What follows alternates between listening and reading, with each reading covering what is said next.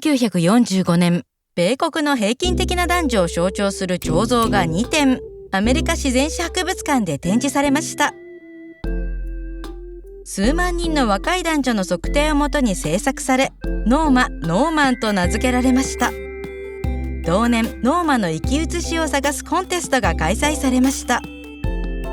ノーマル、普通は典型的な予想通りと同義語で正しいと言われたりもします。その理屈ならほとんどの人が普通という表現に当てはまるはずです。しかしコンテスト参加者の約4000人の女性のうち、普通であるはずのノーマと一致する人は一人もいなかったのです。この難題はノーマとノーマンに限らず、身体、心、知覚に関して普通の描写はほとんど誰にも当てはまらないことが何度も示されてきました。しかし世の中の多くはこの普通を元に成り立っています。普通とはどういう意味で、また多くを当てにしていいのでしょうか。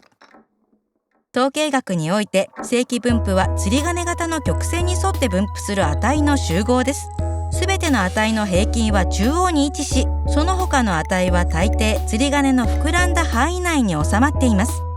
これらの曲線は値のほとんどが平均値周りの狭い範囲に収まる背の高いものにも、平均値周りに偏った幅を持った平らなものにもなり得ます。正規分布が普通なのはこの曲線に従った分布だからです。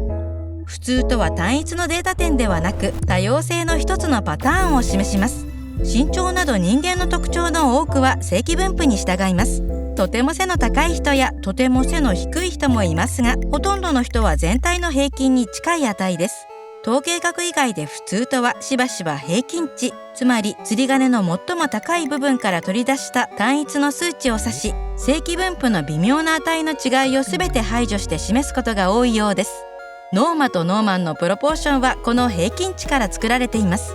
個人に当てはめてみると、誰が普通とみなされるかは一般的にその人がどれだけこの平均に近いかで決まります。この定義ではどうやってもばらつきを捉えられません。しかし私たちが計算する正常値にはさらに大きな欠陥があります。例えば BMI ボディマス指数。 BMI は身長に対する体重の比で、比率ごとに低体重、普通体重、全肥満、肥満に分類されます。一般に普通体重に相当する BMI のみが健康とされます。しかし BMI は必ずしも健康状態あるいは健康的な体重を正確に予測するものですらありません。 BMI には以下が考慮されていません。体脂肪率、体脂肪分布、運動量、血圧などです。それなのに正常範囲から外れた人は体重を減らしたり増やしたりすることで健康増進になると言われます。代表的でない一部分のデータに基づいて全人類に普通という基準を適用することは、単に分布上の一点を選んでいるだけでなく、間違った分布から選んでいるのです。行動科学の研究の多くは奇妙なサンプルに基づいています。西洋人、高学歴、産業家、富裕層、民主的などです。これらの特徴は基準と明確な関連性がない研究でも基準を歪めることがあります。例えば有名なミュラーリアー錯視では、2本の線のうちどちらかが長いと思うのが普通ですが、実際には同じ長さです。少なくともアメリカの大学生はそう考えるでしょう。人類学者と心理学者のチームは別の集団では錯視の影響を受けにくいことを発見しました。カラハリの3族は錯視の影響を全く受けません。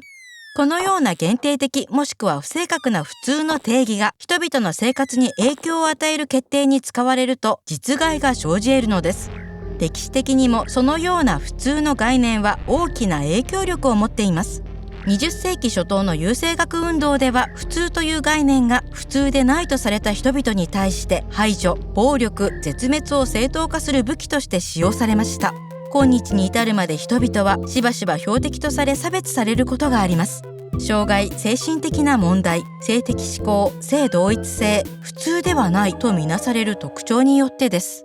しかし実際には身体、心、知覚、世界への考え方の違い、つまり多様性こそが本当の意味での普通なのです。学ぶことが好きならチャンネル登録お願いします。猫が語る世界の歴史から月に住むための必需品まで、多種多様な新しいビデオを公開しています。あふれる好奇心を持って